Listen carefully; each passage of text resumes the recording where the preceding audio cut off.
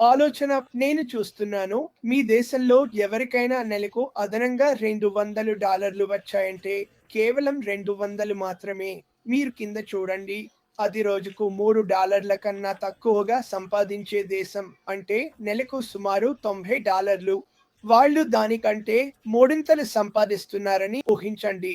అక్కడ వాళ్ళు బాగా ఉన్నప్పుడు ఇతరులను కూడా బాగా ఉండేలా సహాయం చేసే సంస్కృతి ఉంది. అందుకే ఆ విషయాన్ని హైటీ అంతటా 1 నెల, 2 నెలలు, 1 సంవత్సరం, 3 సంవత్సరాలు, 5 సంవత్సరాలు ఇలా విస్తరించండి. మీరు నాటిన ఆ విత్తనం వల్ల నిజంగా ఏమి జరగొచ్చు? గత సంవత్సరం లేదా అంతకంటే తక్కువ సమయంలో ఇక్కడ మీరు చేసిన దాని వల్ల. అందుకే ఇది చాలా చాలా శక్తివంతమైనది. అమ్మా, మీకు తెలుసా? మనం ఎప్పుడు మన దృష్టికోణం నుంచే $200 చూస్తాం. కానీ అక్కడ $200 అంటే స్కూల్ ఫీజులు, యూనిఫార్మ్స్, పుస్తకాలు, పిల్లల ఆరోగ్య సంరక్షణ, సాధారణ వైద్య పరీక్షలు, అత్యవసర అవసరాలు, యుటిలిటీస్, విద్యుత్, ఫోన్ సేవల ఖర్చులు అన్నీ కవర్ చేయడమే. మీ వద్ద ఏమీ లేకపోతే ఇది ఎంత దూరం వెళ్తుందో ఊహించండి. కానీ అదే విషయాన్ని మళ్ళీ మళ్ళీ పదే పదే విస్తరించడాన్ని ఊహించండి. అదే ఆ స్కల్ కూడా. ఎందుకంటే అతనికి తెలుసు, గొప్ప ప్రభావాన్ని చూపించడానికి ఎక్కువ అవసరం లేదు. అందరూ పాల్గొని మనం ఈ వ్యాపారాన్ని హైటీలో చాలా మందికి పంచుకుంటే నువ్వు నీ భాగాన్ని చేస్తావు. ఎందుకంటే నువ్వు అక్కడి వాడివి, నీకు అక్కడి పరిస్థితులు తెలుసు. ఒకరోజు నువ్వు ఇలా అంటావు, Avenue, హే, నాకు ఇక్కడో అక్కడో ఏదైనా అవసరం ఉంది అని నువ్వు చెబుతావు. మనందరం కలిసికట్టుగా ఉంటే వివిధ దేశాల కోసం పనులు చేయగలుగుతాం. ఇలా అంటారు, వినండి, మనం మనుషులను వారు ఉన్నదానిలా తీసుకుంటే మనం విజయవంతమవుతాం. మనం వారి సమస్యలు, బాధలు అర్థం చేసుకుని వారికి ప్రపంచవ్యాప్తంగా సహాయం చేస్తే ఈ కంపెనీ విజయవంతమవుతుంది. ప్రపంచంలోని గొప్ప ఉత్పత్తులు తక్కువ ధరకు డిజిటల్ ద్వారా అందిస్తే కంపెనీ విజయవంతమవుతుంది. దేవుణ్ణి ముందుగా ఉంచి ఆయన నడిపించనిస్తే ఈ కంపెనీ విజయవంతమవుతుంది. విజయం, విజయం, విజయం, విజయం. నేను చెప్పాలనుకుంటున్నది ఇదే. ఫ్రాన్స్ చెప్పింది కూడా ఇదే. అతను ఉత్సాహంగా ఉన్నాడు. అతనికి జోష్ వచ్చింది. ఇది హైటీకి తీసుకెళ్లే అవకాశం అతనికి వచ్చింది. మీరు అతను చెప్పిన దాన్ని విన్నారు. అతను అందరికీ సహాయం చేయాలనుకుంటున్నాడు. కానీ మొదట తన స్వదేశాన్ని చూసుకోవాలని ఖచ్చితంగా భావిస్తున్నాడు. మీలా ముందుగా మీ కుటుంబాన్ని చూసుకోండి. జోష్ వచ్చింది. ఈ కంపెనీ గురించి సరిగ్గా మాట్లాడి ముఫారహ్ గారికి ఆయనకు తగిన గౌరవాన్ని ఇవ్వుదాం. ఈ కంపెనీలో ఎవరు ఎవరిని మోసం చేయాలని మేము కోరుకోవడం లేదు. న్యాయం, ప్రతి ఒక్కరికి సహాయం చేయాలని కోరుకుంటున్నాం. ఒక్కసారి ఊహించండి, ప్రపంచం నలుమూలల నుండి 1 మిలియన్ మంది ఉన్నారని ఊహించుకుందాం. ఆ దేశంలో ఉన్న ఆ మిలియన్ మందిలో ప్రతి దేశంలో 2 వ్యక్తులు ఈ కంపెనీ వల్ల అద్భుతమైన పనులు చేస్తే ఈ ప్రపంచానికి ఏమవుతుందనుకుంటున్నారు? వినండి, నేను చెబుతున్నాను. ఇప్పుడే ఎన్నో విచిత్రమైన విషయాలు జరుగుతున్నాయి. విచిత్రమైన విషయాలు జరిగితే ఏమవుతుంది? మీకు పరిష్కారాలు అవసరం. ఎందుకంటే ప్రజలు నియంత్రణలో లేరు. వాళ్ళు భయపడుతున్నారు. వాళ్లకు యుద్ధాలపై భయం ఉంది. వాళ్లకు ఆకలితో చనిపోతామనే భయం ఉంది. మేము ఎవరు ఆకలితో ఉండాలని కోరుకోవడం లేదు. ఎవరైనా పిచ్చి రాజకీయ నాయకులు ఎవరికైనా ఏదైనా విసిరేయాలని నిర్ణయించుకుని దానివల్ల ఎవరైనా చనిపోవాలని మేము కోరుకోవడం లేదు. ఈ కంపెనీ ప్రతి ఒక్కరిని పట్టించుకుంటుంది. ప్రార్థనలు చేయడానికి కారణం మేము మీ గురించి పట్టించుకుంటున్నాం. కొంతకాలం క్రితం నేను తో మాట్లాడిన విషయం ఏమిటంటే ఆయనకు ప్రార్థనలు ఇష్టమని.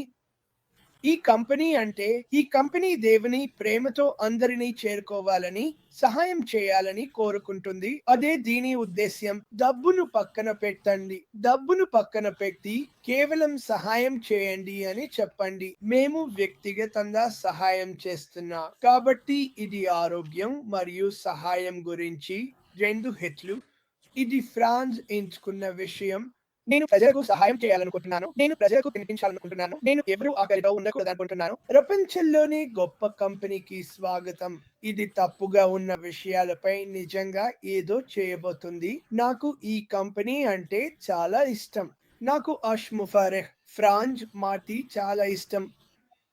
ఇప్పుడు చివరి మాటలు ఫ్రాన్స్‌కు ఇవ్వాలనుకుంటున్నాను. నేను నీ పేరును ఫ్రాన్స్ అని పిలుస్తున్నాను. నేను నిన్ను పిలుస్తున్నాను. నిన్ను ఎఫ్‌మ్యాన్ అని పిలుస్తున్నాను. ఫ్రాన్స్ చివరి మాట నీదే. అన్నా నువ్వే ముందుకు సాగు. అవును.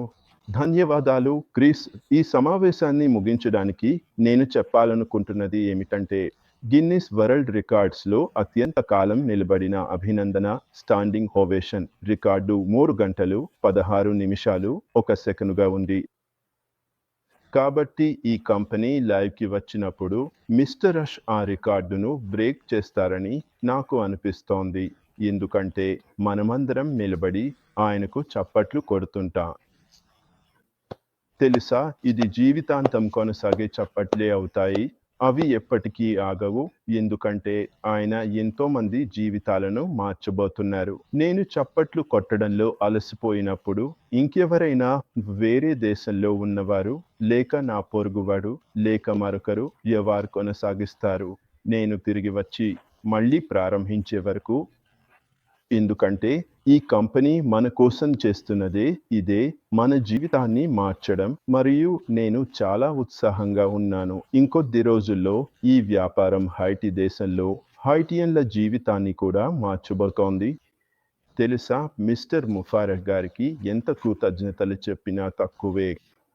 ఈ వ్యాపారాన్ని సృష్టించినందుకు, అలాగే నన్ను ఇందులో భాగంగా తీసుకున్నందుకు ఆయనకు నేను ఎప్పటికీ రుణపడి ఉంటాను.